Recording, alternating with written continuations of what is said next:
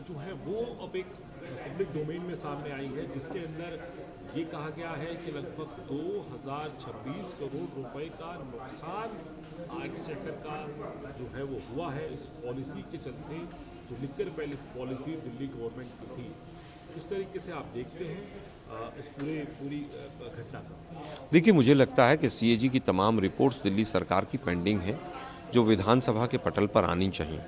आज एक रिपोर्ट आई है जिससे खुलासा हुआ है कि शराब घोटाले में 2000 करोड़ से ज़्यादा का दिल्ली के लोगों का नुकसान हुआ है, ठगी हुई, और वो पैसा कहीं ना कहीं गोवा के चुनाव तक पहुंचा है। ऐसे तमाम इंडिकेशंस आ रहे हैं। सीएजी की रिपोर्ट को अगर माने तो इस 2000 करोड़ रुपए से सैकड़ों स्कूल बन सकते थे, दर्जनों फ्लाईओवर्स बन सकते थे, दर्जनों हॉस्पिटल्स बन सकते थे, तमाम ऐसे विकास के कार्य हो सकते थे जिससे दिल्ली का विकास होता। लेकिन दुर्भाग्य है कि 2000 करोड़ रुपया डकार गए। केजरीवाल जी, ये सीएजी की रिपोर्ट है, लेकिन हम तो बीजेपी के ऊपर भी सवाल उठाते हैं कि बीजेपी ने इसको सीएजी की रिपोर्ट को अभी तक कहां दबा रखा था। ये तो घोटाला पहले का है। आज उस पॉलिसी को कैंसिल हुए 1 साल के करीब हो गया। दोनों मिले हुए हैं। दिल्ली को लूटने में मोदी जी की सरकार और केजरीवाल की सरकार दोनों मिले हुए हैं। सर, इसके अलावा जो है घटक दल हैं आपके, संजय राउत कह रहे हैं कि इंडिया अलायंस को इंटैक्ट रखने की जिम्मेदारी कांग्रेस पार्टी की है। एक भी मीटिंग नहीं रखी गई और मीटिंग रखी जानी चाहिए।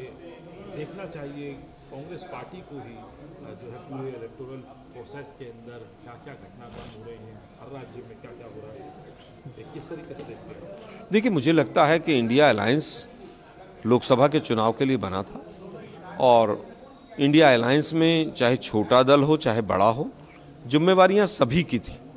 सभी को सोचना होगा कहाँ कमी रही, कहाँ क्या रहा, किसकी ऊपर प्रश्न चिन्ह है, किसके ऊपर नहीं है।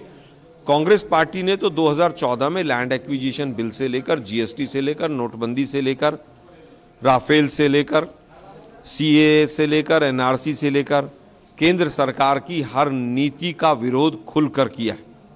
जो इंडिया अलायंस के घटक दल हैं उनको भी सोचना चाहिए, अब तो हैं क्या जो थे घटक दल, उनको भी सोचना चाहिए। आर्टिकल 370 पर कौन ऐसा था जो फर्जीवाल महाराज जो मोदी के साथ दे रहे थे? क्या केजरीवाल सीए और एनआरसी और तीन जो कृषि कानून काले वाले आए थे, उनमें केजरीवाल मोदी जी का साथ नहीं दे रहे थे? तो सभी को सोचना होगा, चिंतन और मनन का विषय है। कांग्रेस पार्टी अपनी जो जिम्मेवारियां हैं उनको समझती है।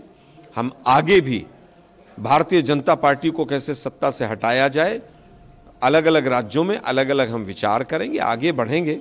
इंडिया अलायंस लोकसभा चुनाव के लिए था, उस पर सभी को चिंतन करना चाहिए। सर, इसके अलावा जो है दिल्ली पुलिस ने नोटिस दिया है आम आदमी पार्टी के विधायक महेंद्र गोयल को और उनके स्टाफ को कि वो इन्वेस्टिगेशन ज्वाइन करें। एक पूरा मामला जो था जिसके अंदर फेक वोटर आई कार्ड और फेक डॉक्यूमेंट्स जो है निकले थे, जिसमें बांग्लादेशी भी कई शामिल थे, उनके वोटर आई कार्ड बनाए गए थे। उस सिलसिले में कैसे देखते हैं? देखिए, मुझे लगता है केजरीवाल जी ने एक बहुत आपत्तिजनक टिप्पणी दी कि यूपी और बिहार के लोग जो हैं वो फर्जी वोट यहाँ पर डालते हैं दिल्ली के अंदर। सबसे पहले तो उनको उसके ऊपर माफ़ी मांगनी चाहिए। दूसरा, हम दिल्ली पुलिस के ऊपर भी सवालिया निशान खड़े करते हैं कि 11 साल से दिल्ली पुलिस जो है वो चाणक्य के अधीन है। कितने रोहिंग्या के वोटर कार्ड कटवाए आपने दिल्ली पुलिस? कितने बांग्लादेशियों को डिपोर्ट किया?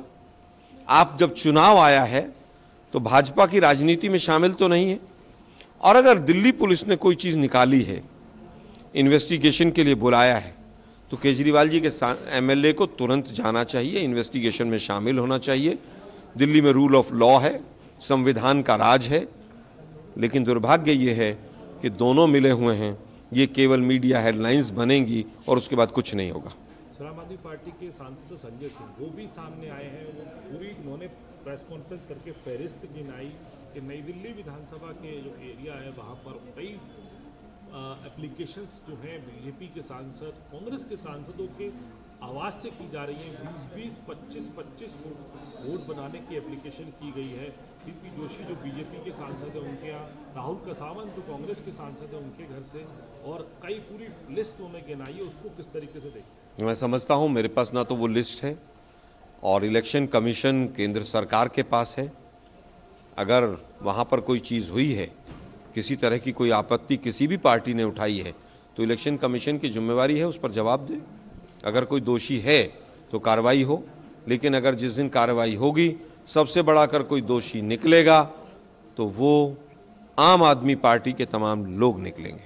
फिर आखिरी सवाल पूछना चाहूँगा आपसे।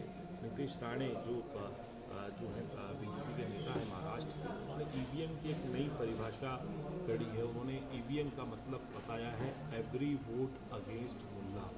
इस तरीके के बयान को कैसे? मैं केवल इस बयान को एक एंगल से देखता हूँ कि हिंदुस्तान के लोकतंत्र का दुर्भाग्य है कि ऐसी भाषा इस्तेमाल जो करते हैं लोग, उनको भी जनता जिता देती है।